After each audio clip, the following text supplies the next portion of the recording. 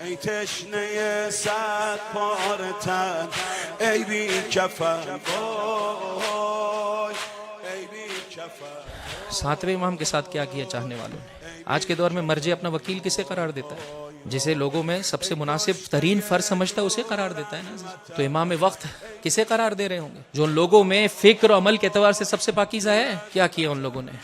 چند سال میرے مولا کا زندان میں بسر کرنا، یہاں تک کہ آپ کی شہادت کا رونما ہونا، مذہب واقفیہ کو ایجاد کر دیا. یاد رکھیے گا عزیزو، محب اگر اپنی ذمہ داری کی ادائیگی میں کوتاہی کرے 3 نقصان. چاہنے والا اگر اپنی ذمہ داری کی ادائیگی میں کوتاہی کرے 3 نقصان ہے. ایک، وہ جو مقام و مرتبہ رب نے اس کے لیے رکھا ہے اس سے محروم ہو جاتا ہے. تیرے ماہ بہت چاہنے والے ہیں عزیزو، مجھے نہیں معلوم، امام کی بہت دعائیں بھی آپ کے لیے، لیکن آخر وقت میں ملتا ہے کہ اجازت طلب کی، مولا اجازت دیجیے میں جا کر کوفے میں بیوی بچوں کے لیے آذوقہ فراہم کر دوں اور پھر پہنچتا ہوں کربلا. اب جب کربلا کے راستے میں ہے واقع کربلا رونما ہو گیا. وہ مقام و مرتبہ جو رب تبارک و تعالی نے رکھا تھا اس سے محروم ہو جاتا ہے. 2، اس کی کوتاہی حجت خدا کی غربت میں، حق کے غلبے میں تاخیر کا سبب بن جاتی.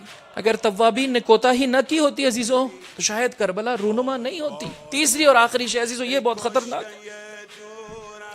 وہ کیا عوامل ہیں جو مجھے اور آپ کو ولی خدا اور حجت خدا کے قریب کرتے ہیں؟ وہ کیا عوامل ہیں جو دور کرتے؟ تیسری اور آخری شے حب الدنیا. اگر یہ بڑھ جائے اور انسان اس کا علاج نہ کرے تو عزیزو انسان محب اہل بیت کی فہرست سے خارج ہو جاتا ہے.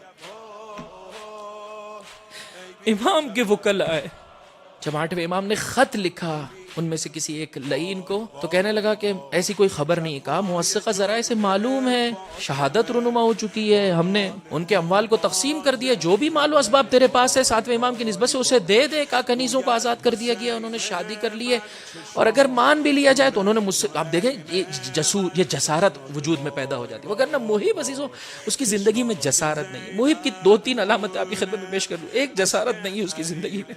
ایک، کھلم کھلا فریب کاری نہیں ہے اس کی زندگی میں. اور ایک، گناہ پر اصرار نہیں ہے، ہٹ درمی نہیں کرتا ہے، حر محب ہے. جب میرے مولا کا راستہ روکنا چاہا فرمایا آپ کی ماں مادر ہے، آپ کی ماں زہرا ہے، میں جسارت نہیں کر سکتا. کھلم کھلا محب، فریب نہیں دیتا ہے میرے بھائی کہ ادھر سے سینے مطہر کے بوسے لے رو رہے ہو اور دوسری جانب جا کر مدینہ پہنچ کر جو ہے یزید کی ہاتھ پتوں پر بیعت کر لے. نہیں عزیزو، یہ محب نہیں ہے، فریب کار ہے. تیسرا عزیزو، محب ہٹ دھرمی نہیں کرتا ہے. توابین کو جب اپنی غلطی کا احساس ہوا ایک مرتبہ کھڑے ہو گئے. ای کشته دور